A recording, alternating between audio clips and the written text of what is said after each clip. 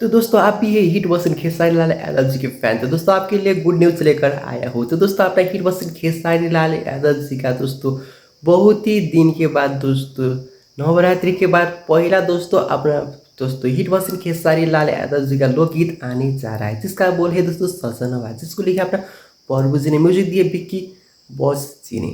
तो दोस्तों इसमें आप लोग हिट मशीन खेसारी लाल यादव जी के सामने रानी जी को देखने वाले हो। आपको पता है कि दोस्तों खेसारी लाल यादव जी और दोस्तों रानी जी का केमिस्ट्री कितना बवाल लेवल का होता है। तो दोस्तों ये गाना खेसारी म्यूजिक ओर से आने वाला है। आपको पता ही होगा कि दोस्तों ये गाना खाली अपना दोस्तों फैन लोग के लिए प्यार के वजह से रिलीज किया गया है। इससे खेसारी लाल यादव को कोई फायदा नहीं होने वाला। आपको पता ही होगा दोस्तों इसका तो जो भी एकदम रिवेन्यू आएगा वो सब ग्लोबल म्यूजिक ऑक्शन को जाने वाला है।